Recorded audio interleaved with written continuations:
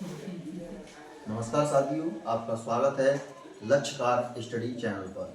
आज हम अपने चैनल पर स्टार्ट करने जा रहे हैं आधुनिक भारत का इतिहास। सबसे पहले हम स्टार्ट करेंगे कंपनियों से, जो कंपनियों का भारत में आगमन हुआ है। तो सबसे पहले अपन थोड़ा प्रकाश डालते हैं मध्यकालीन हिस्ट्री पर। और मध्यकालीन हिस्ट्री में हुआ क्या था, औरंगजेब के समय जब हम देखते हैं कि मुगलों का काफ़ी अच्छा वर्चस्व था, मुगलों का लगभग 22 प्रांतों पर कब्जा था। लेकिन धीरे धीरे जब 1700 ईस्वी में औरंगजेब की मृत्यु होती है, तो उसके बाद मुगलों का थोड़ा वर्चस्व कम होता जाता है और यही वर्चस्व आपका 18 से 29 प्रांतों में लगभग रह जाता है। हमारे भारत के विषय में कहा भी गया है कि हमारा भारत सोने की चिड़िया था। उसमें क्या था कि जैसे हमारे देश की धरती सोना उगले उगले हीरे मोती, उगले का मतलब था शराब और हीरे मोती का मतलब था गेहूं और चावल। इनका हमारे यहाँ देश में काफ़ी मात्रा में उत्पादन हुआ करता था, जिसकी वजह से हम बहुत कम मात्रा में आयात किया करते थे, जबकि निर्यात हम ज़्यादा किया करते थे। इसी वजह से भारत को सोने की चिड़िया कहा जाता था। लेकिन कुछ समय बाद स्थिति कुछ ऐसी हुई, कंपनियों का भारत में आगमन हुआ और ये भारत धीरे धीरे हमारा कंगाली की तरफ बढ़ता गया। इस पर आज हम प्रकाश डालेंगे और सबसे पहले हम बात करते हैं आपकी भारत में कंपनियों के आगमन की।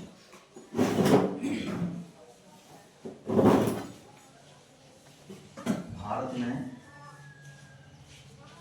कंपनियों का आगमन,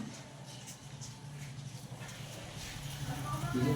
तो इसकी रूपरेखा कहाँ से बनी, तो उसकी एक आपको स्टोरी बताते हैं। जैसे ये है हमारा वर्ल्ड मैप, इस पर हम चलते हैं।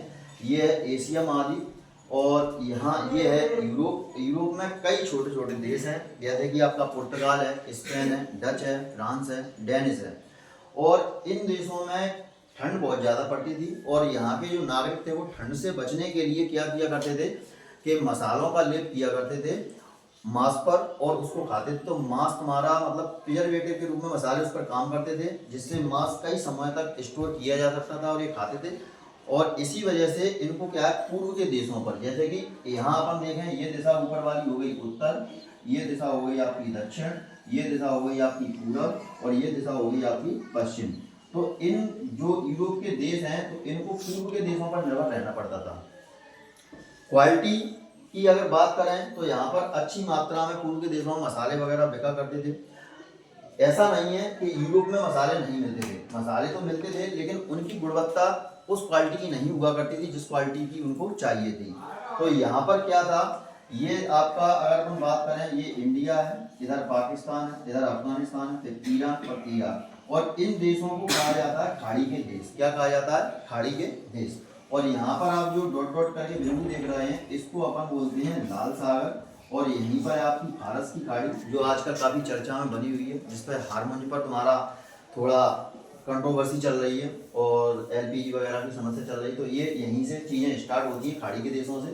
तो यहाँ पर अपन बात कर लेते हैं, हुआ क्या था कि यहाँ पर जो सामान आता था, जैसे मान के चलिए यहाँ पर सबसे पहले अरब लोग आकर बस गए थे। कौन बस गए थे यहाँ पर? अरब लोग। जैसा कि आपने मध्यकालीन भारत में इतिहास में पढ़ा होगा। तो यहाँ पर ये लोग क्या करते थे कि यहाँ से आते थे, कौन से सागर में? काले सागर या लाल सागर में। उसके बाद ये पहुँचते थे अरब सागर में और अरब सागर के बाद ये प्रवेश करते थे भारत में। फिर उसके बाद ये इंडोनेशिया, जहाँ पे मसाले और ज़्यादा अच्छे मिलते हैं। यहाँ से आने के बाद ये मसाले इस रास्ते से सबसे पहले जाते थे कहाँ? रोम और इटली साम्राज्य के पास।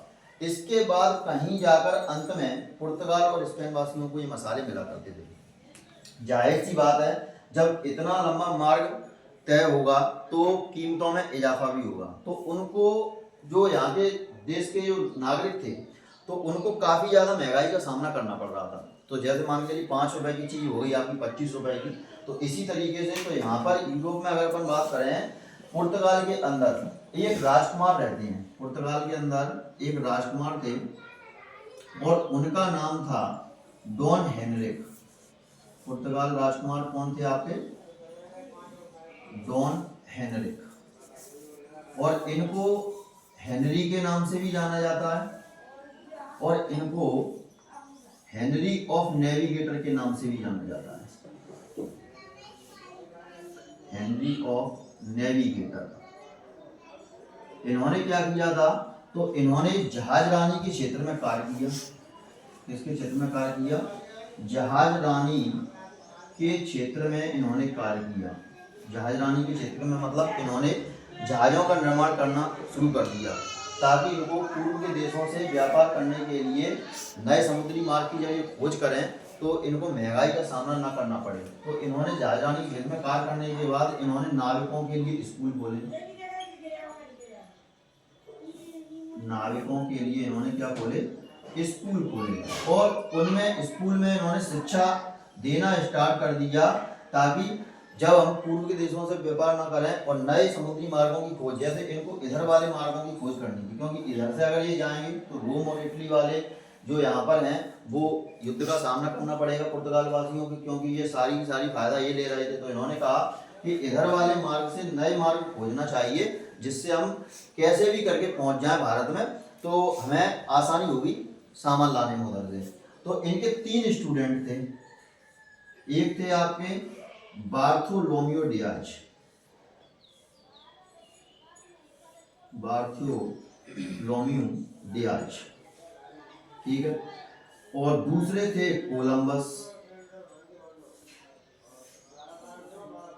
तीसरे थे वास्को डी गामा। सबसे पहले डॉन हेनरिक ने इनको जहाज चलाना सिखाया, जहाज की शिक्षा दी। इस समय कोई दिशा सूचक यंत्र नहीं था, तो बार्थोलोम्यू डियाज से कहा जाता है, पुर्तगाली हेनरिक कहते हैं कि भाई जाओ नए समुद्री मार्गों की खोज करो। तो यहाँ से पुर्तगाल से एक नागरिक निकलता है, अपना जहाज तैयार करता है, ठीक है, और भैया जहाज पे झंडा लगा के निकल आता है। कहाँ तक पहुँचता है? साउथ अफ्रीका तक पहुँचता है। अब यहाँ पर चूंकि समुद्र है तो समुद्र की लहरें इसके जहाज को, जो इसका ये जहाज था, इसके जहाज को कहीं इधर कहीं उधर धकेले जा रही थी।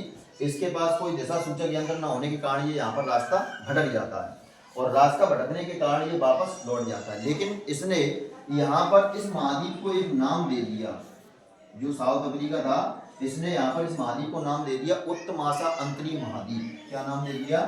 उत्तमाशा अंतरी महाद्वीप। उत्तमाशा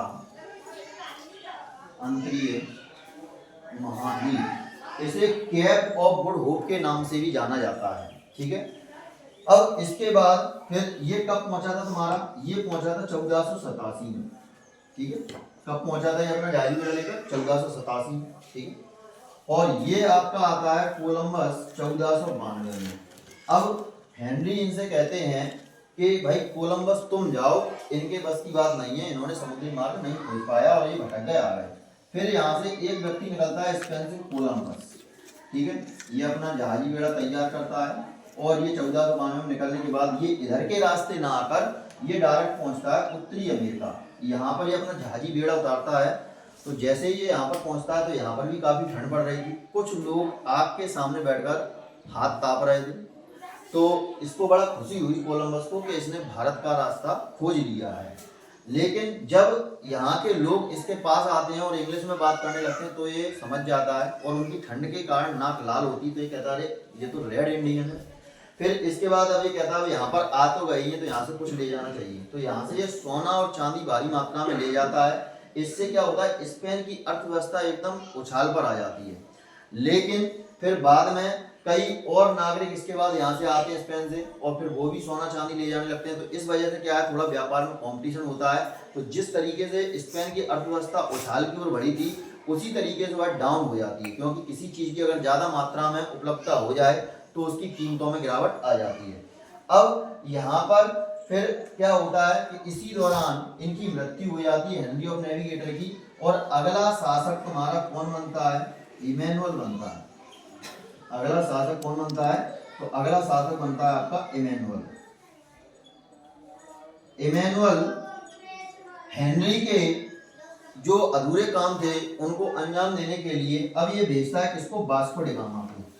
कब भेजता है वास्को डी गामा को? 1498 में ये नए व्यापारिक समुद्री मार्गों की खोज के लिए वास्को डी गामा को भेजता है। और वास्को डी गामा यहाँ अपना जहाजी बेड़ा तैयार करते हैं, झंडा लगा लेते हैं भाई यहाँ पे। उन्होंने कहा अब मैं जाऊँगा और भारत के लिए नया समुद्री व्यापारी मार्ग खोजूंगा। ये भी यहाँ आकर उत्तमाशा अंतरिक्ष महाद्वीप पर आकर ये रुक जाते हैं और यहाँ पर इनको भी रास्ता भटकने जैसी सूचना मतलब मिलती है। अब ये कहते हैं कहाँ जाए, तो यहाँ पर इनकी एक व्यक्ति से मुलाकात होती है और उस व्यक्ति का नाम है तुम्हारा अब्दुल मजीद या अहमद इब्न मजीद। ये गुजरात का पथ प्रदर्शक व्यक्ति था, ठीक है। वास्को डी गामा की मुलाकात कहाँ होती है? उत्तमाशा अंतरिक्ष महाद्वीप में। किससे मुलाकात होती है? अब्दुल मजीद या अहमद इब्न मजीद, इसके यही इसका नाम है। कई किताबों में आपको अहमद इब्न मजीद मिलेगा या अब्दुल मजीद मिलेगा। तो इस व्यक्ति से मुलाकात होती है और इससे वास्को डी गामा बोलता है कुछ 11 साल पहले हमारे पुर्तगाल से एक व्यक्ति आया था बार्थोलोम्यू डियाज, जो भारत के लिए रास्ता खोज रहा था लेकिन वह भटक गया, भारत नहीं पहुंच सका। क्या आप मेरी भारत पहुंचने में मदद करेंगे? तो अब्दुल इब्न मजीद कहता है जी बिल्कुल करेंगे। इन दोनों की मित्रता हो जाती है और अब्दुल इब्न मजीद की सहायता से वास्को डी गामा 17 मई 1498 को, कब? 17 मई 1498 को यहाँ से केरल के मालाबार तट पर पहुंचता है। कहाँ पहुंचता है? केरल के मालाबार तट पर ये पहुंच जाता है और यहाँ पर ये विश्राम करता है 3 दिन। यहाँ से कहाँ पहुंचता है? पहले केरल के मालाबार तट पर, केरल के मालाबार तट पर ये पहुंचता है, यहाँ ये विश्राम करता है। उसके बाद यहाँ से 1.4 किलोमीटर की दूरी पर, 1.4 किलोमीटर की दूरी पर यहाँ पर ये निकलता है। कहाँ? 20 मई 1498 को, 20 मई 1498 को, और ये पहुंचता है कालीकट। कहाँ पहुंचता है ये? कालीकट। और कालीकट का एक बंदरगाह है कप्पगडालू। कालीकट का एक बंदरगाह कौन सा है तुम्हारा? कप्पगडालू। जहाँ पर ये पहुंचता है, अपना जहाजी बेड़ा उतारता है और यहाँ के क्षेत्रीय राजा रहते हैं सामोरी। यहाँ के राजा रहते हैं सामोरी, जिनकी उपाधि रहती है जमोरिन, ठीक है। ये वास्को डी गामा का स्वागत करते हैं और वास्को डी गामा यहाँ कुछ समय रुकने के पश्चात 1499 में, कब? 1499 में वापस चला जाता है। 1499 में वापस चला जाता है और वापस जाने के बाद इमैनुअल इससे पूछता है कि भाई क्या लेकर आए हो? तो ये कहता है भाई पूरी यात्रा का व्यय निकालने के बाद हमको 60 गुना अधिक फायदा हुआ है। कितना फायदा हुआ है? 60 गुना अधिक फायदा हुआ है। तो इमैनुअल खुश हो जाता है। इमैनुअल कहता है तो अच्छा, तुमने रास्ता खोज लिया, अच्छी बात है। अगर 60 गुना फायदा हो रहा है, जब तुम एक जहाज लेकर गए हो तो हम दूसरे व्यक्ति को भेजते हैं। तो इमैनुअल दूसरा व्यक्ति भेजता है जिसका नाम है पेड्रो अल्वारेज क्रेवाल। पेड्रो अल्वारेज क्रेवाल, इसको भेजा जाता है 13 जहाज लेकर। कितने जहाज लेकर भेजा जाता है इसको? 13 जहाज लेकर ये पहुंचता है और ये पहुंचने के बाद सबसे पहले अरबों से युद्ध करता है, इनको हराता है और यहाँ पर भारत में ये फैक्ट्रियां स्थापित करता है, ठीक है। 1500 में ये कालीकट में फैक्ट्री स्थापित करता है। कब? 1500 ईस्वी में। कहाँ फैक्ट्री स्थापित करता है? ये कालीकट में। अब कई बार क्वेश्चन आता है कि फैक्ट्रियों का क्रम क्या था स्थापित होने का, तो वो सारी की सारी डेट आपको यहाँ पर दिखाऊंगा, उसके बाद बताऊंगा। तो 1500 में ये हो जाता है। फिर तुम्हारा होता है 1503 ईस्वी में। कहाँ पर? कोचीन में एक फैक्ट्री स्थापित होती है, ठीक है। 1505 की बात करें तो 1505 में कुन्नूर में फैक्ट्री स्थापित होती है, ठीक है। और 1528 की अगर अपन बात करें तो 1528 में आपकी भटकल एक जगह है तुम्हारी, भटकल, यहाँ पर फैक्ट्रियां स्थापित होती हैं। इनकी जो फैक्ट्रियां स्थापित होती हैं उनका नाम है इस्तादो दा इंडिया, ठीक है। इन फैक्ट्रियों के नाम से जगह जगह फैक्ट्रियां स्थापित इनकी हो जाती हैं। अब यहाँ पर 1500 के बाद ये आता है। इसके बाद, इसके जस्ट बाद 1502 में वास्को डी गामा पुनः भारत फिर आता है। वास्को डी गामा पुनः भारत आया, ठीक है। कौन आया पुनः भारत? वास्को डी गामा, ठीक है। कब आया ये? 1502 में। इसके बाद 1524 में फिर आता है, लेकिन दुर्भाग्यपूर्ण इसकी अब मृत्यु हो जाती है, ये वापस नहीं आएगा और इसकी समाधि भी कोचीन में बना दी जाएगी। कब मृत्यु हो जाती है? 1524 में, ठीक है। तो इसकी समाधि कहाँ बनेगी? इसकी समाधि आपकी बनेगी कहाँ? कोचीन में ही इसकी समाधि बना दी जाती है। अब प्रश्न बनता है कि भारत आने वाला सबसे पहला पुर्तगाली नागरिक कौन था? तो वास्को डी गामा था। कितनी बार आया? 3 बार आया। देखिए, पहले आया 1498 में, दूसरी बार आया 1502 में, तीसरी बार आया 1524 में, लेकिन नहीं जा पाया, मृत्यु हो गई और इसकी समाधि कहाँ बना दी गई? कोचीन में ही इसकी समाधि बना दी गई, ठीक है। अब चलते हैं अपन अगले शासक की तरफ। इसके बाद कौन आएगा? तो यहाँ पर अपन बात कर लेते हैं। अब चलते हैं अपन 1505 से लेके 1509 का समय है, ठीक है। इस समय तुम्हारे आते हैं कौन? Francisco de Almeida. Francisco de Almeida ये पुर्तगाली शासक बनकर आता है भारत में, ठीक है। पहला पुर्तगाली वायसराय बनकर आया, पहला पुर्तगाली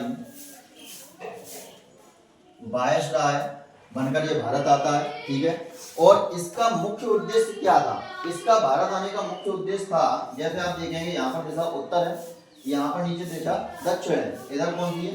पूरब है। तो इसका मुख्य उद्देश्य था दक्षिण पूर्वी एशियाई देशों के साथ। क्या उद्देश्य था इसका?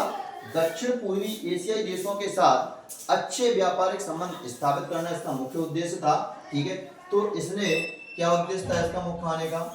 उद्देश्य क्या था? तो उद्देश्य था दक्षिण पूर्वी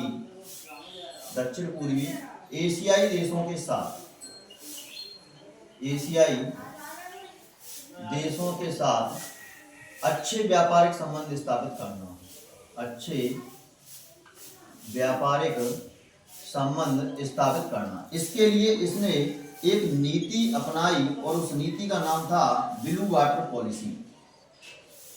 क्या था? Blue water policy. इसे शांत जल की नीति या नीले रंग की नीति के नाम से भी जाना जाता है।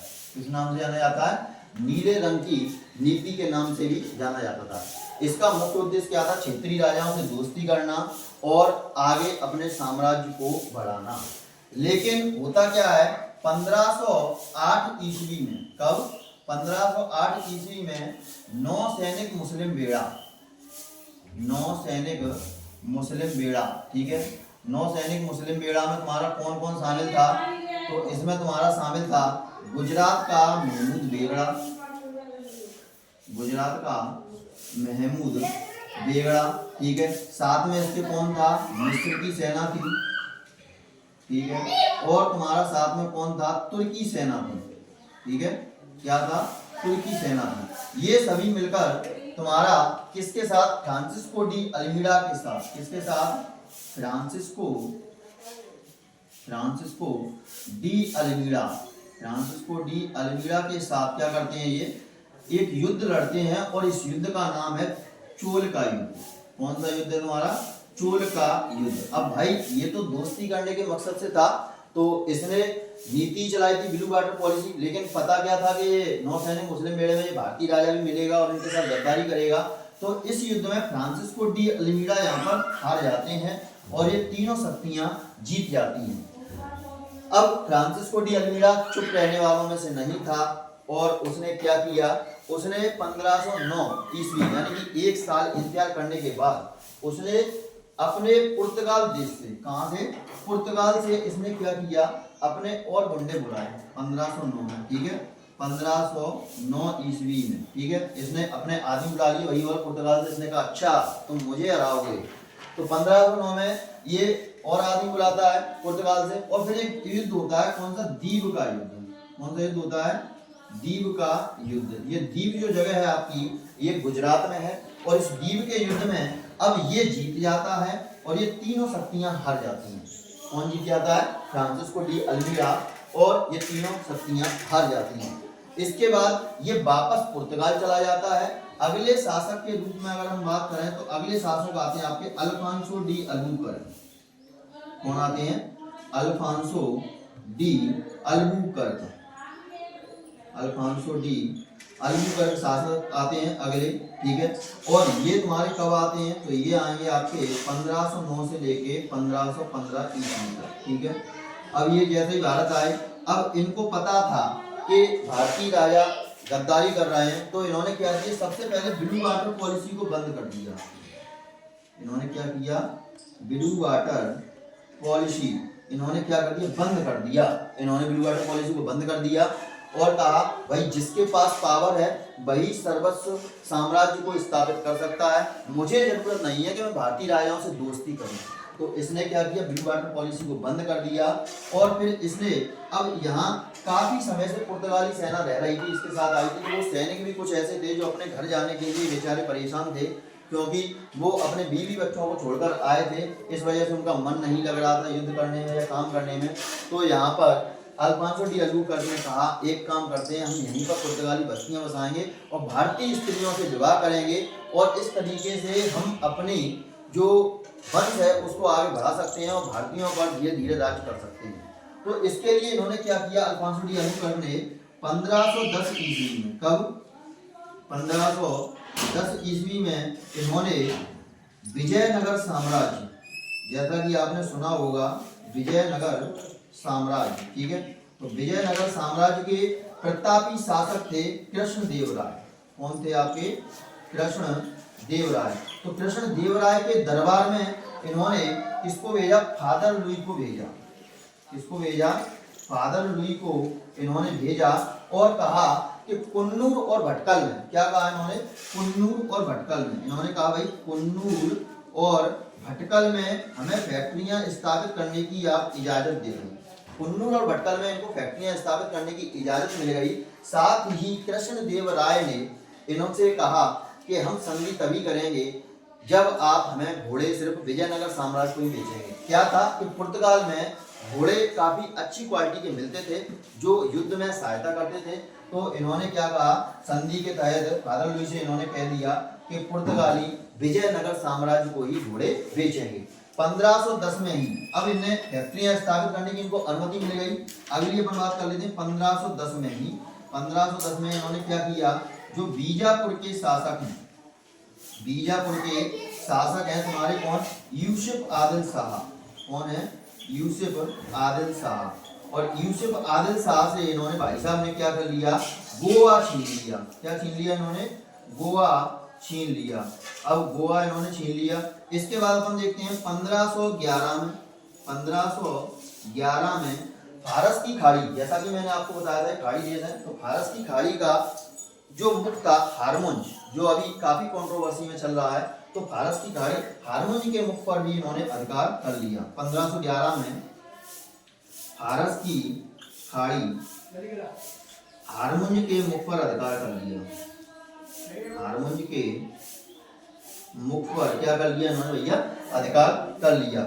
इसके बाद अपन देखते हैं 1515 में, 1515 ईस्वी में सेंट जेवियर भारत आते हैं और ये क्या करते हैं, तमिलनाडु में कन्याकुमारी जिला में कोट्टार नामक स्थान पर सेंट जेवियर चर्च की स्थापना की जाती है। 1515 में कौन आते हैं भाई, सेंट जेवियर। ये भी क्वेश्चन बनता है कि सेंट जेवियर भारत कब आए, तो 1515 में सेंट जेवियर भारत आते हैं। और ये कहाँ पर, तो तमिलनाडु में। कहाँ पर तुम्हारा, तमिलनाडु।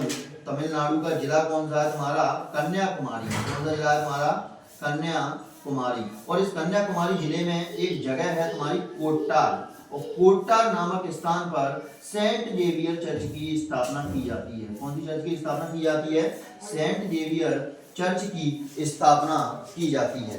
अब इन्हीं सारे कारणों की वजह से अल्फांसो डी अलबुकर्क को पुर्तगालियों की शक्ति का वास्तविक संस्थापक कहा जाता है। ठीक है, तो ये क्वेश्चन बनता है कि पुर्तगालियों की शक्ति का वास्तविक संस्थापक कौन था, तो पुर्तगालियों की शक्ति का वास्तविक संस्थापक के रूप में अल्फांसो डी अलबुकर्क को ही जाना जाता है। किसको जाना जाता है, अल्फांसो डी अलबुकर्क को ही जाना जाता है। अब आगे हम देखते हैं कि 1520 ईस्वी में कृष्णदेव राय के दरबार में दो पुर्तगाली व्यक्ति और आते हैं। ये भी क्वेश्चन बन चुका है, कौन कौन से हैं, डुआर्टे बारबोसा, क्या नाम है उनका, डुआर्टे बारबोसा और डोमिंगो पायस। डोमिंगो पायस, ठीक है। ये दो पुर्तगाली भी 1520 ईस्वी में कृष्णदेवराय के दरबार में पहुंचते हैं विजयनगर साम्राज्य में, ठीक है। अब इनके बाद अगले शासक पर हम चर्चा करेंगे। तो अगले शासक इनके बाद कौन आएंगे, तो उनको आप देखिए यहाँ पर, इसको साफ करके मैं आपको नोट कराता हूँ अगले शासक के बारे में। तो यहाँ पर हम देखते हैं अगले शासक आएंगे अपने, जिनका नाम है आपका नीनो डी पूना। क्या नाम है? नीनो डी पूना, ठीक है। ये कब आएंगे? ये आएंगे आपके 1529 से 1538 तक के समय काल में ये यहाँ पर आएंगे, ठीक है। अब नीनो डी पूना जैसे ही भारत आते हैं, और भारत आने के बाद सबसे पहले ये क्या करते हैं, 1530 में अगर हम बात करें, कब? 1530 ईस्वी में ये जो राजधानी थी, कौन सी राजधानी थी पहले? ये कोचीन राजधानी थी, ठीक है। और कोचीन से ये कहाँ स्थानांतरित कर देते हैं? राजधानी कोचीन से ये गोवा स्थानांतरित कर देते हैं। कहाँ कर देते हैं? गोवा स्थानांतरित कर देते हैं, ठीक है। कोचीन से राजधानी कहाँ स्थानांतरित कर देते हैं? गोवा स्थानांतरित कर देते हैं। इसी बीच इन्होंने देखा कि गुजरात के शासक हैं बहादुर शाह और मुगल शासक हैं हुमायूं, उनके बीच में काफी तनावपूर्ण स्थिति चल रही है और युद्ध चल रहा है। तो इसी का फायदा पुर्तगाली उठाते हैं और गुजरात के शासक महमूद शाह से, वो बहादुर शाह से सॉरी दोस्ती कर लेते हैं और उनसे बोलते हैं कि आपकी हम मदद करेंगे हुमायूं के खिलाफ लड़ने में। और ये क्या करते हैं भाई, जहाज पर किसको बुला लेते हैं? गुजरात के शासक बहादुर शाह को बुला लेते हैं। शाम को बढ़िया दारू पार्टी चल रही होती है, नाच गाना चल रहा होता है और नशे में मदमस्त हो जाते हैं बहादुर शाह, और उनके सामने ये नीनो डी पूना एक प्रश्न रखते हैं कि हम आपकी हुमायूं के साथ लड़ने में मदद तभी करेंगे जब आप हमको बसीन द्वीप, बसीन कहाँ पर पड़ता है तो मैं आपको बता दूं, जैसे ये अपना भारत का नक्शा है, तो यहाँ पर है आपका महाराष्ट्र यानी कि मुंबई, तो यहाँ पर आपका पड़ता है बसीन, ठीक है। और ये है आपका गुजरात, और गुजरात में यहाँ पर पड़ता है दीव। इधर अगर अपन बात करें तो यहाँ पर है आपका बांग्लादेश, ठीक है। और बांग्लादेश में दो महत्वपूर्ण बंदरगाह हैं, एक है सतगांव और एक है आपका चटगांव, जो कि उस समय व्यापारिक दृष्टि से काफी महत्वपूर्ण थे। और गुजरात के जो शासक थे बहादुर शाह, इनकी यहाँ तक लिंक थी और इनका अच्छा खासा काफी व्यापार चल रहा था। तो यहाँ पर क्या होता है, जो नीनो डी पूना है, नीनो डी पूना इनसे कहते हैं आप हमको ये 4 बंदरगाह दे दीजिए, कौन कौन से? दीव, बसीन, सतगांव और चटगांव, तो हम आपकी मदद करेंगे। ऐसा सुनते ही बहादुर शाह का पूरा नशा उतर जाता है और वह साफ साफ शब्दों में कह देते हैं मैं आपको ये बंदरगाह नहीं दूंगा। और नीनो डी पूना जो है, इनको थोड़ा गुस्सा आती है और ये जहाज से धक्का देकर बहादुर शाह की हत्या कर देते हैं। कब कर देते हैं? तो 1534 में। कब? 1534 ईस्वी में गुजरात के शासक बहादुर शाह की हत्या, गुजरात के शासक बहादुर शाह की हत्या किसके द्वारा कर दी जाती है? पुर्तगालियों के द्वारा ही कर दी जाती है, ठीक है। अब आगे चलते हैं थोड़ा। इस समय जैसे बहादुर शाह की हत्या हो गई तो यहाँ पर स्वयं को समुद्रों का स्वामी पुर्तगाल कहने लगे। क्या कहने लगे? पुर्तगाली स्वयं को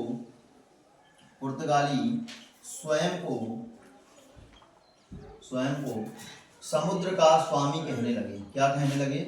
समुद्र का स्वामी कहने लगे, ठीक है। अगली बात अपन बात कर लेते हैं। अब भारत का व्यापार जापान के साथ स्टार्ट हो चुका था। भारत का व्यापार इनके समय जापान के साथ भी स्टार्ट हो चुका था, जापान के साथ स्टार्ट हो चुका था, ठीक है। अब इनके बाद अगले शासक की बात करें, अगले शासक आते हैं आपके Garcia de Noronha, Garcia de Noronha, Garcia de Noronha. ये कब आते हैं? तो ये आते हैं आपके 1538 ईस्वी में। जैसे ये जाते हैं तुरंत ये टपक आते हैं। अब इनका क्या था, जैसे ये आए तो इन्होंने सीलोन पर कब्जा कर लिया। सीलोन यानी कि श्रीलंका, जो श्रीलंका है इसका पुराने समय में नाम क्या था? सीलोन था। तो इन्होंने सबसे पहले सीलोन पर कब्जा कर लिया। कहाँ कब्जा किया भाई साहब ने? सीलोन पर कब्जा कर लिया, ठीक है। दूसरे पॉइंट की अगर हम बात करें तो इन्होंने क्या किया? गौथिक स्थापत्य कला का विकास करवा दिया। क्या करवा दिया?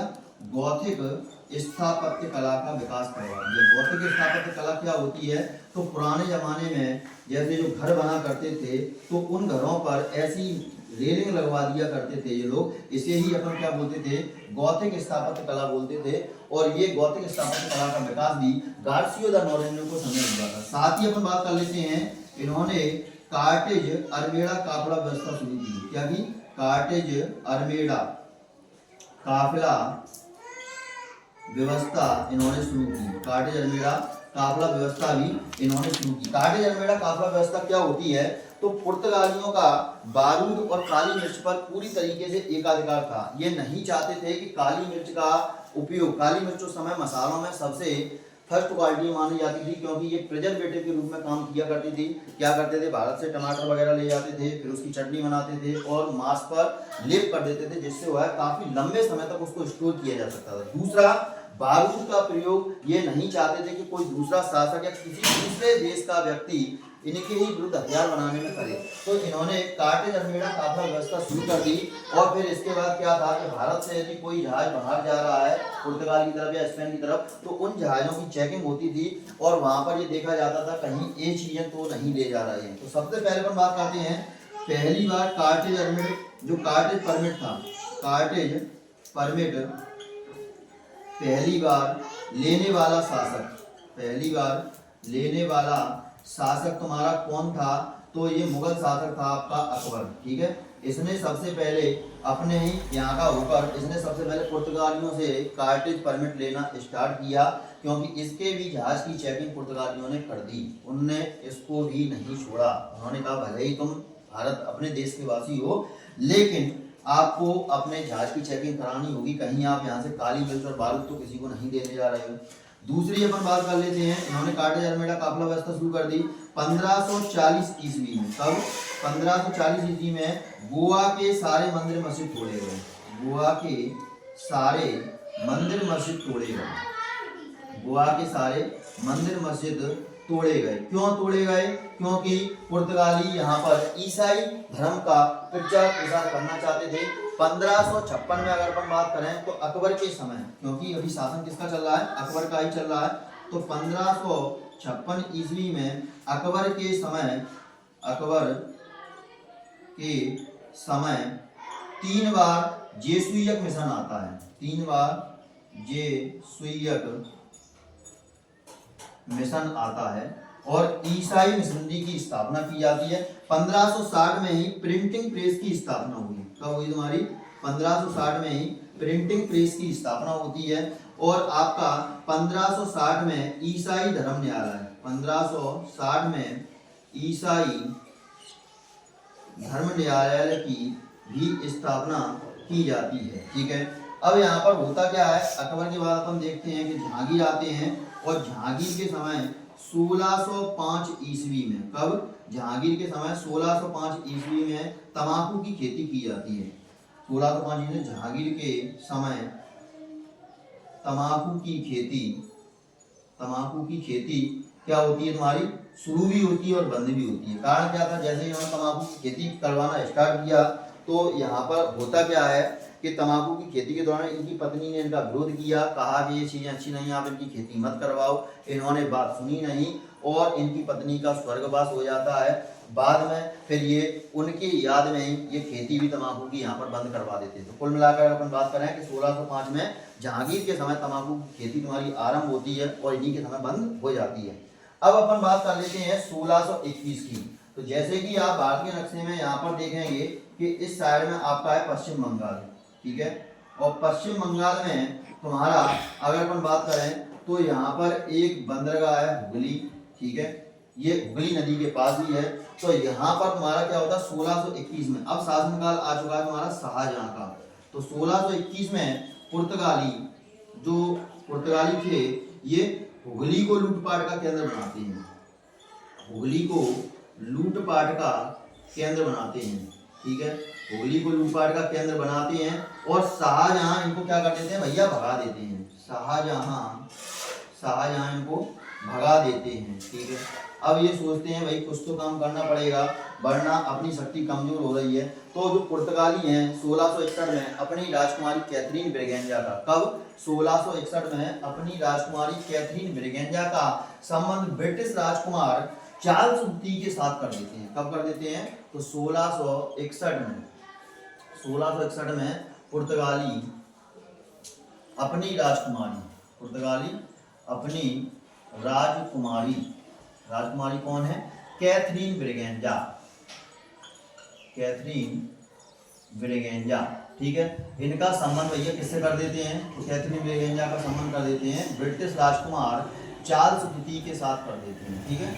कब कर देते हैं? 1661 में। अब देखिए इनका था क्या पुर्तगालियों का? कुछ नहीं, भारत में आए और देखिए संबंध कर रहे हैं ब्रिटिश राजकुमार जो दहेज में किसको दे रहे हैं भाई? बम्बई को दहेज में दे रहे हैं। जैसे भाई इनके बाप की जागीर हो तो कब दे देते हैं ये? 1668 में बम्बई को चार्ल्स द्वितीय को 10 पाउंड वार्षिक दर से, कितने? 10 पाउंड वार्षिक दर से दहेज के रूप में दे देते हैं। दहेज के रूप में दे देते हैं कि भाई जाओ ऐसा करो, जैसे भाई इनकी जागीर हो, ठीक है। अब यहाँ पर क्या होता है? पुर्तगालियों की शक्ति कम होती है आगे जाकर। तो 1680 ईस्वी में पुर्तगाल को स्पेन में ही मिला लिया जाता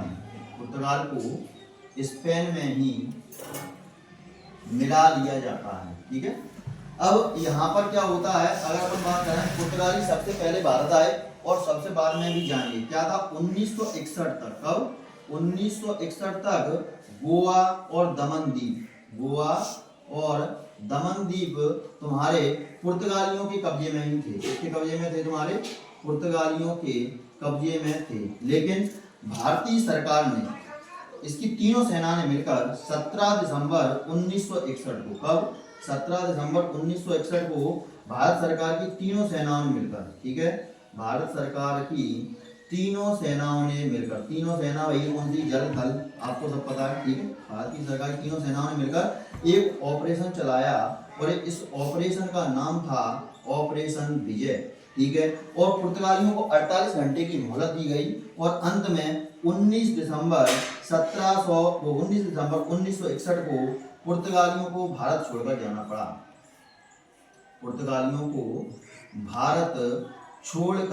जाना पड़ा।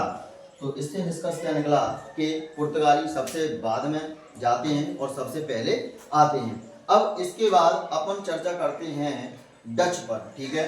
तो ये पहली कंपनी अपनी हो गई पुर्तगाली, ठीक है। अब अपन चलते हैं डच पर अगला चर्चा करते हैं अपन। इसको साफ करेंगे।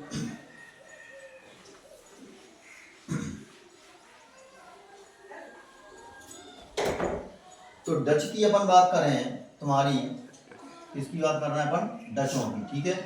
तो डच की सबसे पहले बात कर रहे हैं। डच निवासी कहाँ थे? तो ये निवासी थे हॉलैंड के। कहाँ के निवासी थे? ये हॉलैंड के निवासी थे। और हॉलैंड कहाँ पर पड़ता है आपका? नीदरलैंड में ये पड़ता है। यहाँ के निवासी थे, ठीक है। पहला डच यात्री तुम्हारा कौन था जो तुम्हारा इधर आया? तो पहला डच यात्री था कार्नेलिज। कौन था आपका? कार्नेलिज डी हाउटमैन, ठीक है। पहला डच यात्री कार्नेलिज डी हाउटमैन 1596 में, ठीक है। कहीं सन आपको 1595 मिले, कोई दिक्कत नहीं है।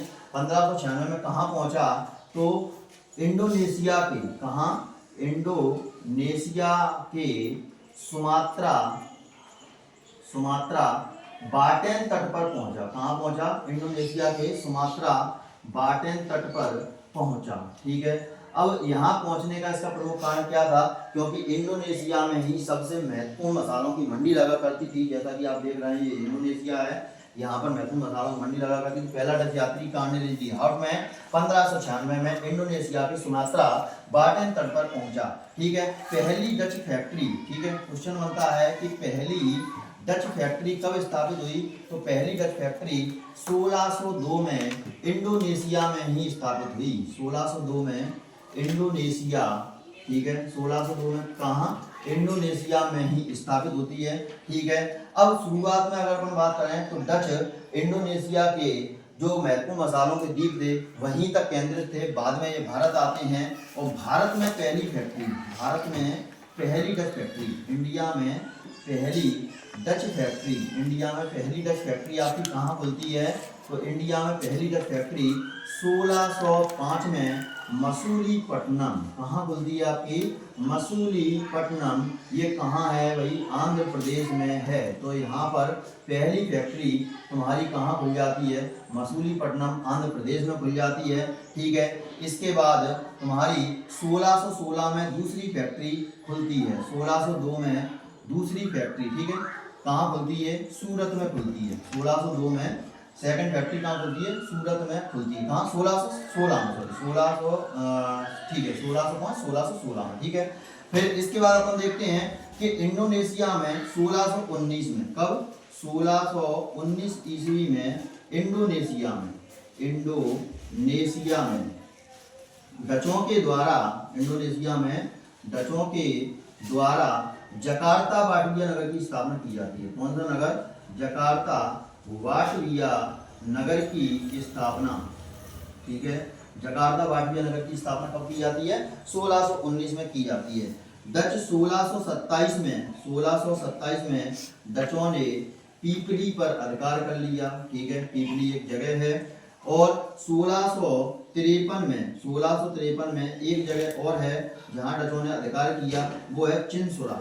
कौन सी जगह है आपकी? चिनसुरा पर इन्होंने अधिकार कर लिया।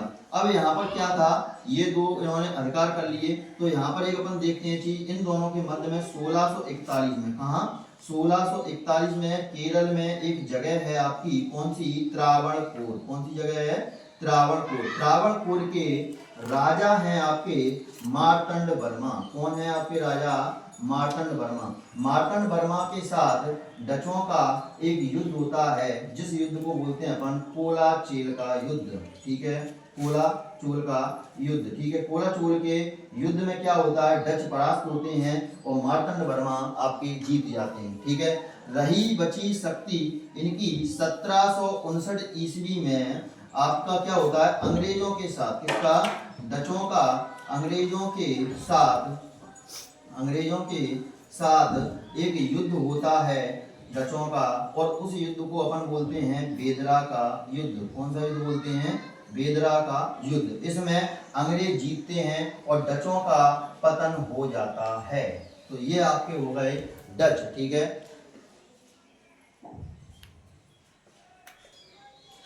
कहीं कहीं जगह ये 1741 भी लिखा हुआ मिलेगा। ठीक है, लेकिन आप 1741 को प्रीफरेंस दीजिए। ठीक है, 1741 में क्या होता है? बेदरा का युद्ध होता है, डचों का पतन हो जाता है। चलिए अब हम चलते हैं अगली कंपनी की तरफ। तो अगली कंपनी की अपन बात करते हैं। तो अगली कंपनी आप डाल लीजिए अंग्रेज। ठीक है, अब अपन अंग्रेजों की थोड़ी बात कर लेंगे। अंग्रेजों की अगर अपन बात करें तो 24 सितंबर, कब? 24 सितंबर 1599 को एक कंपनी, ठीक है 24 सितंबर 1599 को एक कंपनी ओपन होती है। उस कंपनी का नाम है company the governor of company of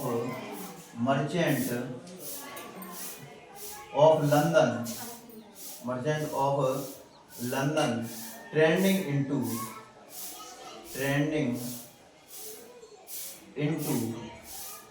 east India. ठीक है, इस कंपनी को अगर अपन बात करें स्कॉट में 1600 ईस्वी में इसको ईस्ट इंडिया कंपनी के नाम से जाना गया। किसके नाम से जाना गया? ईस्ट इंडिया कंपनी के नाम से जाना गया। अब यहाँ पर क्या होता है? 31 दिसंबर 1600 ईस्वी में, 31 दिसंबर 1600 ईस्वी में ब्रिटेन की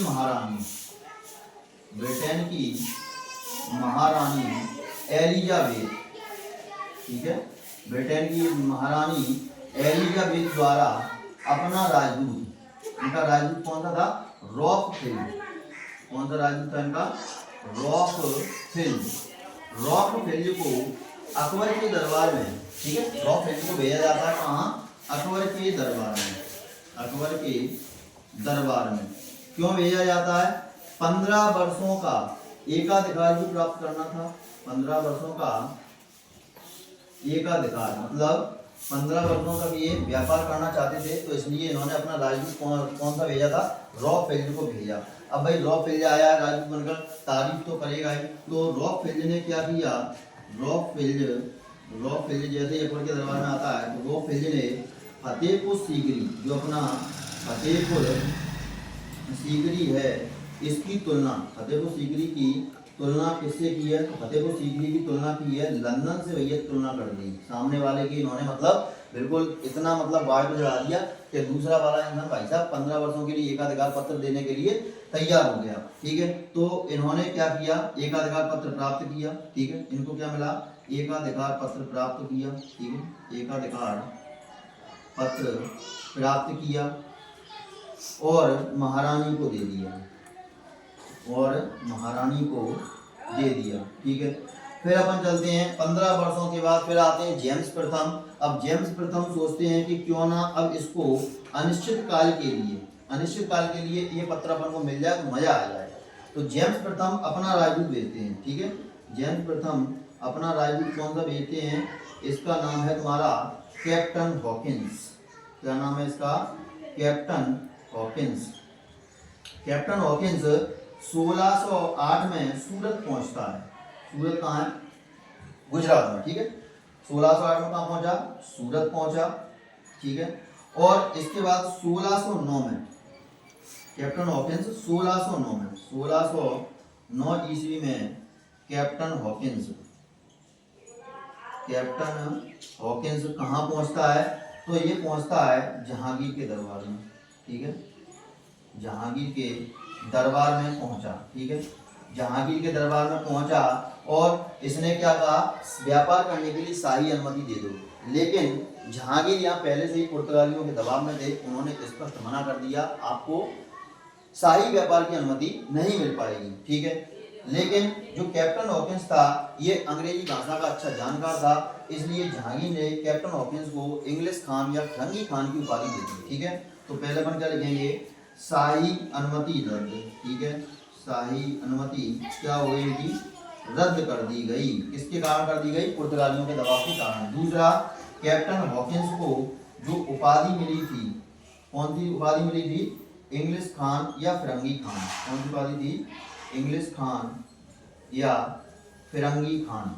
ठीक है, ये उपाधि किसने दी थी? तो ये उपाधि जहांगीर ने इनको दी थी। ठीक है, अब कैप्टन हॉकिंस पहुंचा जेम्स प्रथम के पास, उसने स्पष्ट रूप से कह दिया अगर आपको भारत में व्यापार करना है तो पुर्तगालियों को पराजित करना पड़ेगा। उनकी शक्ति का वहां पर काफी ज्यादा वर्चस्व बढ़ चुका है, जिसके दबाव में आकर जहांगीर ने अपनी व्यापारिक अनुमति रद्द कर दी। ठीक है, तो 1611 में तुम्हारा कैप्टन मिडल्टन आता है।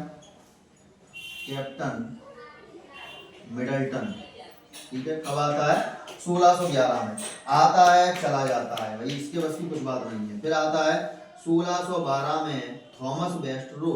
कौन आता है? थॉमस वेस्टरो। ठीक है, थॉमस वेस्टरो कब आता है? 1612 ईस्वी में आता है।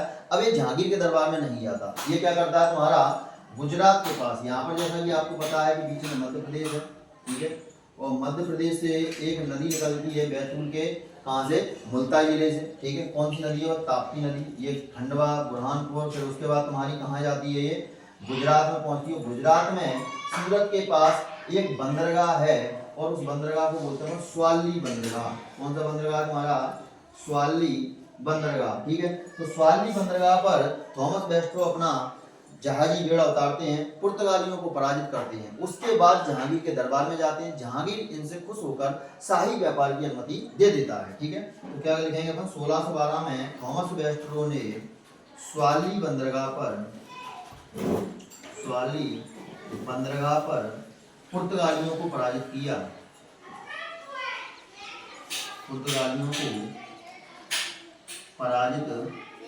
ठीक है, शाही व्यापार की अनुमति मिली। शाही व्यापार की अनुमति इनको मिल गई। ठीक है, अब इनको शाही व्यापार की क्या हो गई? अनुमति। इनको थॉमस वेस्टरो को शाही व्यापार की तुम्हारी अनुमति मिल जाती है। ठीक है, अब यहाँ पर अपन चलते हैं थोड़ा आगे और अंग्रेजों में ही। अब यहाँ पर आते हैं अगले कौन तुम्हारे, आगे अपन देखेंगे थोड़ा 1615 में। तब तुम्हारे 1615 से लेके 1619, 1615 से लेके 1619 में तुम्हारे सर टॉमस रो आते हैं जहांगीर के दरबार में। कौन आते हैं? Sir Thomas Roe. Sir Thomas Roe क्या करते हैं? धार घूमते हैं, ठीक है, मध्य प्रदेश में, और मांडू घूमते हैं, बुरहानपुर भी ये घूम लेते हैं, ठीक है। इसके बाद ये चले जाते हैं। इसके बाद जहांगीर के दरबार में ही एडवर्ड डेरी और विलियम फ्रेंच, एडवर्ड डेरी और विलियम फ्रेंच भी आते हैं। कई बार प्रश्न पूछ लिया जाता है कि जहांगीर के दरबार में आने वाले अंग्रेजों का क्रम क्या था। तो सबसे पहले कौन आया आपके, देखिए, कैप्टन मिडलटन, थॉमस बेस्ट्रो, उसके बाद सर टॉमस रो, उसके बाद एडवर्ड डेरी और विलियम फ्रेंच। तो यहाँ से ये प्रश्न भी आपका कंप्लीट हो जाता है, ठीक है। अब 1639 में अगर अपन बात करें, तब 1639 में, तो 1639 में एक व्यक्ति आता है अंग्रेजों का, ठीक है। लेकिन इससे पहले थोड़ी घटना और घटित होती हैं। 1632 की अपन बात कर लेते हैं। 1632 में क्या होता है, तो ये गोलकुंडा के शासक, कहाँ के शासक, ठीक है, गोलकुंडा के शासक कौन है तुम्हारे, तो गोलकुंडा के शासक हैं आपके आदिल शाह। कौन है? आदिल शाह, ठीक है। इनसे शाही अनुमति प्राप्त करते हैं। क्या प्राप्त करते हैं? ये शाही अनुमति प्राप्त करते हैं। और 1633 में पुरी बालासोर उड़ीसा, पुरी बालासोर कहाँ है तुम्हारी? उड़ीसा में, ठीक है। यहाँ पर व्यापारिक कंपनी स्थापित कर देते हैं, ठीक है। क्या कर देते हैं? व्यापारिक कंपनी स्थापित कर देते हैं, ठीक है। और 1653 में, ठीक है, 1653 में तुम्हारा बंगाल पर भी ये अपना, बंगाल में भी फैक्ट्री खोल देते हैं, ठीक है। ये किससे अनुमति प्राप्त करते हैं? गोलकुंडा के शासक से। अब ये गोलकुंडा के शासक कौन है, तो आप बहमनी साम्राज्य मध्यकालीन हिस्ट्री में थोड़ा पढ़िए, नहीं तो आप वेट कीजिए, इस चैनल पर आपको मध्यकालीन हिस्ट्री की पूरी वीडियो मिल जाएंगी, ठीक है। अब फिर आप बात करते हैं यहाँ पर 1639 में एक व्यक्ति आता है जिसका नाम है फ्रांसिस डे, ठीक है। कौन आता है? Francis day. फ्रांसिस डे क्या करता है? मद्रास को चंद्रनगर के राजा, ठीक है, चंद्रनगर के राजा से पट्टे पर ले लेता है। पट्टा मतलब जैसे अपन जानते हैं कि कुछ पैसा भर के काफी लंबे समय तक व्यापार करना। तो मद्रास को चंद्रनगर के राजा से पट्टे पर ले लेता है, ठीक है। उसके बाद फिर अपन बात करते हैं यहाँ पर, जैसे ही अगर बात करें कि मद्रास का जनक कौन है, तो मद्रास का जनक भी तुम्हारा कौन है? मद्रास का जनक तुम्हारा कौन है? फ्रांसिस डे ही है। कौन है तुम्हारा? फ्रांसिस डे को ही मद्रास का जनक कहा जाता है, ठीक है। 1668 में, जैसा कि हम बात कर रहे हैं अंग्रेजों की, तो 1668 में आपको ध्यान हो क्या था? कैथरीन ब्रिगेंजा। 1661 में संबंध किसे हुआ था? ब्रिटिश राजकुमार चार्ल्स द्वितीय के साथ। 1668 में चार्ल्स द्वितीय द्वारा, ठीक है, जो बम्बई मिला था दहेज में, क्या मिला था? जो बम्बई दहेज में मिला था, इसको प्रेसिडेंसी नगर बनाया गया। क्या बनाया गया? प्रेसिडेंसी नगर, ठीक है। और साथ ही पश्चिमी कार्यालय भी बनाया गया। क्या बनाया गया? प्रेसिडेंसी नगर, और साथ ही पश्चिमी कार्यालय भी इसको बनाया गया, ठीक है। अब अगर अपन बात करें बम्बई के जनक के बारे में प्रश्न आ जाता है, तो इनके जनक हैं तुम्हारे गेराल्ड ओंगियर। कौन है इनके जनक? गेराल्ड ओंगियर को, ठीक है, बम्बई का जनक कहा जाता है, ठीक है। अब देखो, जैसे ही इनकी कंपनियां स्थापित हो गई अंग्रेजों की, तो भाई देखो, जेब में 4 पैसे आएंगे तो आदमी को उड़ बुलाएगा। तो इन्होंने भी सोचा कि भाई हमारी शक्ति बहुत ज्यादा बढ़ चुकी है, तो इन्होंने 1686 ईस्वी में, कब? 1686 ईस्वी में औरंगजेब के साथ भाई साहब पंगा ले लिया। किसके साथ ले लिया? औरंगजेब के साथ, ठीक है। औरंगजेब के साथ इन्होंने युद्ध किया, ठीक है। अब युद्ध करने के बाद क्या हुआ? ये पराजित हुए। औरंगजेब ने इनसे 1.5 लाख रुपए का मुआवजा लिया। कितने का? 1.5 लाख रुपए का मुआवजा लिया। कहा कि अगर तुमको भारत में व्यापार करना है तो मुझे 1.5 लाख रुपए देने पड़ेंगे, ठीक है। तो अंग्रेजों को इन्होंने 1.5 लाख रुपए दिए, ठीक है। उसके बाद, ठीक है, जो मुगल सूबेदार था, जो औरंगजेब का मुगल सूबेदार था, जिसका नाम था अजीम शाह। क्या नाम था? अजीम मुसान। इसने तुम्हारा अंग्रेजों को 3 गांव दिए थे। कौन कौन से? सूचानाती, ठीक है, गोविंदपुरी, ठीक है, तीसरा है आपका कालीकता। क्या है तुम्हारा? कालीकता, ठीक है। इन तीनों को लेकर जॉब चारनाक नामक व्यक्ति ने, किसने? जॉब चारनाक व्यक्ति ने क्या किया? तो जॉब चारनाक व्यक्ति ने कलकत्ता की नींव रखी, ठीक है। किसकी नींव रखी? कलकत्ता की नींव रखी। तो कलकत्ता के जनक कौन है हमारे? जॉब चारनाक को कलकत्ता के जनक के रूप में जाना जाता है, ठीक है। अब कलकत्ता की अगर बात करें तो कलकत्ता को 1774 में, कब? 1774 में कलकत्ता को, 1774 में कलकत्ता को प्रेसिडेंसी नगर बनाया गया। क्या बनाया गया? प्रेसिडेंसी नगर बना दिया गया। साथ ही कलकत्ता भारत की पहली राजधानी बनी। कलकत्ता भारत की क्या बनी? हमारी पहली राजधानी बनी। और ये राजधानी तुम्हारी कब तक रही? तो ये तुम्हारी 1911 तक रही। कब तक रही? 1911 तक रही, ठीक है। 1911 में क्या था? लॉर्ड हर्डिंग का शासनकाल था। दिल्ली दरबार की घोषणा होती है और उसमें दिल्ली को भारत की राजधानी बनाने की घोषणा की जाती है। तो जब भारत की राजधानी दिल्ली बनी तो कब बनी? तो 1912 में। 1912 में दिल्ली को भारत की राजधानी बनाया गया। दिल्ली को भारत की राजधानी बनाया गया, ठीक है। तो ये यहाँ तक राजधानी का सफर था, वो देख लिया। अब यहाँ पर अपन देखते हैं कि इसी समय से पहले, कोलकाता से पहले बीच में अगर अपन बात करें तो 1717 का समय था। कब समय था तुम्हारा? 1717 का समय था। फर्रुखसियर काफी गंभीर बीमारी से जूझ रहे थे, ठीक है। फर्रुखसियर काफी गंभीर बीमारी से जूझ रहे थे। इसका भारत में कोई इलाज नहीं कर पा रहा था। तो 1717 में फर्रुखसियर के शासनकाल में एक दल आता है। उस दल को हम बोलते हैं जॉन सूरमन दल। कौन सा दल आता है? जॉन सूरमन दल, ठीक है। और इस दल में एक डॉक्टर था, उसका नाम था विलियम हैमिल्टन। क्या नाम था? विलियम हैमिल्टन, ठीक है। अब विलियम हैमिल्टन ने भाई साहब फर्रुखसियर का इलाज कर दिया। फर्रुखसियर खुश हो गए और इन्होंने अंग्रेजों को मात्र 3000 रुपए वार्षिक दर से, कितना? मात्र 3000 रुपए वार्षिक दर से अंग्रेजों को मुक्त व्यापार करने का सारी फरमान जारी कर दिया, ठीक है। साथ ही इनको सिक्के ढालने की भी अनुमति दे दी और ये सिक्के मुगल काल में, मुगल साम्राज्य में चलने लगे। इससे क्या था कि मुगल साम्राज्य का धीरे धीरे पतन होना स्टार्ट हो गया। इतिहासकार कौन? ओल्स। इतिहासकार एक कौन है आपके? ओल्स। ओल्स ने इस महाधिकार पत्र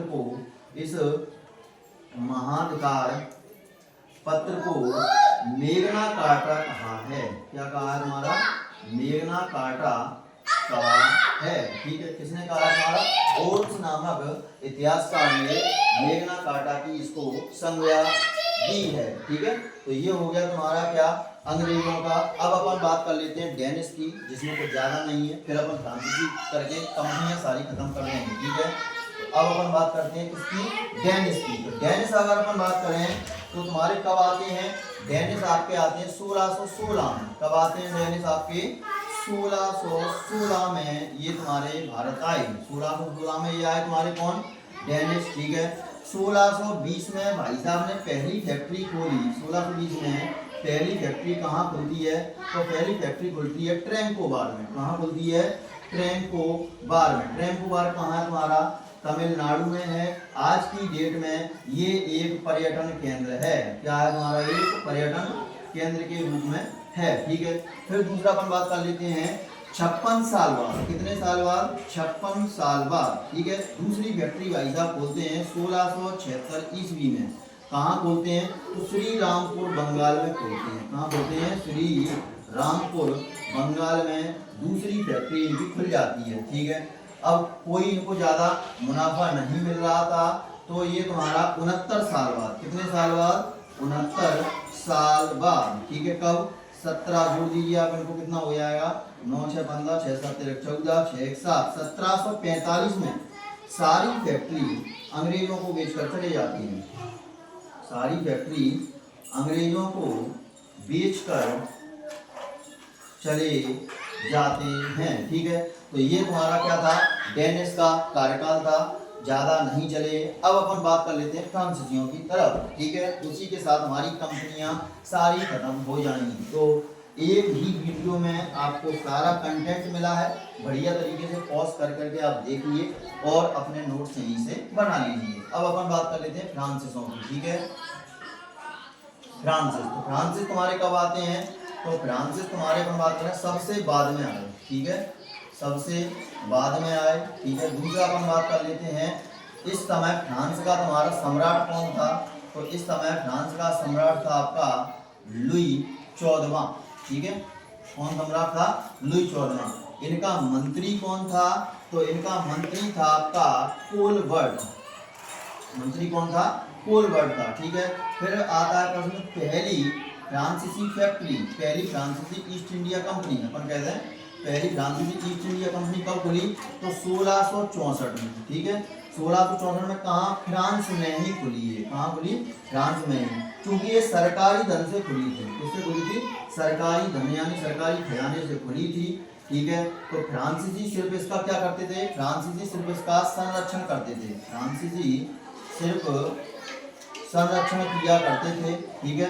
इसलिए इसको सरकारी व्यापारी कंपनी भी कहा गया। क्या कहा गया?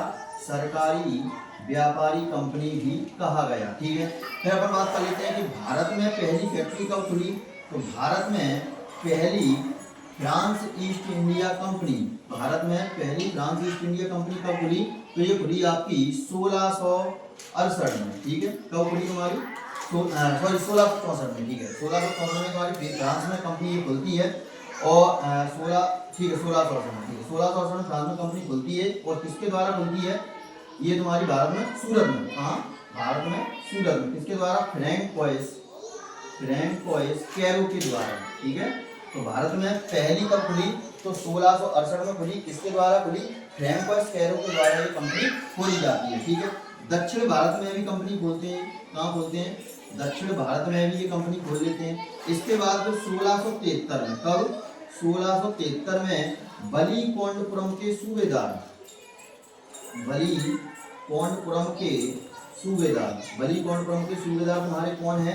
तो वो है आपके शेर खान लोधी, ठीक है। शेर खान लोधी से कुछ गांव किराए पर लेते हैं। शेर खान लोधी से कुछ गांव फ्रांसीसी क्या लेते हैं? किराए पर लेते हैं। और किराए पर लेने के बाद किसकी स्थापना करते हैं? पांडिचेरी की स्थापना करते हैं। किसकी स्थापना करते हैं? पांडिचेरी की स्थापना करते हैं। और पांडिचेरी में यहाँ पर फोर्ट लुई, कौन सा किला? फोर्ट लुई किले का निर्माण करते हैं। फोर्ट लुई किले का निर्माण तुम्हारा कर देते हैं, ठीक है। फिर 1673 में ही अगर अपन बात करें तो 1673 में ही बंगाल के नवाब, और बंगाल के नवाब तुम्हारे कौन थे? तो बंगाल के नवाब थे आपके शाइस्ता खां। और शाइस्ता खां तुम्हारे कौन थे? तो शाइस्ता खां थे आपके औरंगजेब के मामा, ठीक है। तो इनसे भी कुछ गांव किराए पर लिए जाते हैं, ठीक है। इनसे भी कुछ गांव किराए पर लिए और इनसे कुछ गांव किराए पर लेने के बाद चंद्रनगर कोठी की स्थापना की जाती है। किसकी स्थापना की जाती है? चंद्रनगर कोठी की स्थापना की जाती है। और चंद्रनगर कोठी में अगर अपन बात करें तो इन्होंने फोर्ट ऑरिलियस किले का निर्माण करवा दिया। फोर्ट ऑरिलियस किले का निर्माण करवा दिया, ठीक है। अब यहाँ पर अपन देखते हैं कुछ सालों बाद इनका डचों से युद्ध होता है। तो 1693 में, कब? 1693 में डचों ने, किसने? 1693 में डचों ने क्या किया तुम्हारा? तो 1693 में डचों ने मद्रास पर अधिकार कर लिया। उस पर मद्रास पर अधिकार कर लिया, ठीक है। 1697 में ठीक 4 साल बाद 1697 में डचों और फ्रांसीसियों के बीच, डचों और फ्रांसीसियों के बीच एक संधि होती है और उस संधि का नाम है रिजविक की संधि। प्रश्न बनता है कि रिजविक की संधि कब हुई? तो रिजविक की संधि आपकी होती कब? 1697 में, ठीक है। रिजविक की संधि होने के बाद फ्रांसीसियों को मद्रास, ठीक है, फ्रांसीसियों को मद्रास पुनः मिला, ठीक है। साथ ही तुम्हारा इनका माहे कहाँ पड़ता है? आपका केरल। और कराईकल पर भी अधिकार हो गया इसका फ्रांसीसियों का। बाद में अपन देखते हैं कि फ्रांसीसी तुम्हारा भारतीय मामलों में, फ्रांसीसी क्या करते हैं? तुम्हारा फ्रांसीसी भारतीय मामलों में, जो भारतीय राजा थे तो भारतीय राजाओं के आंतरिक मामलों में हस्तक्षेप करने लगे। और ऐसा करने वाला पहला व्यक्ति कौन था? तो पहला व्यक्ति था आपका टुकले। ठीक है, फिर अपन देखते हैं कि फ्रांसीसियों और अंग्रेजों के बीच में 3 कर्नाटक युद्ध होते हैं। यह संघर्ष लगभग 20 वर्षों तक चलता है और अंत में हम देखते हैं कि फ्रांसीसियों का शक्ति का पतन हो जाता है। तो आज की वीडियो में हमने कवर किया कि भारत में कंपनियों का आगमन कैसे हुआ, कैसे क्या स्थितियां बनी और कैसे हमने इस चीज को कॉन्सेप्ट को एक ही वीडियो में सारा कवर कर लिया। अगले वीडियो में हम चर्चा करेंगे कि जो कर्नाटक युद्ध हुए हैं उनमें फ्रांसीसियों का पतन कैसे होता है। ठीक है, तो उम्मीद करता हूँ आज का आपको वीडियो पसंद आया होगा। यदि वीडियो आपको अच्छा लगे तो चैनल को लाइक कीजिए, कमेंट कीजिए, शेयर कीजिए। मिलते हैं अगले वीडियो में, तब तक के लिए जय हिंद, जय भारत।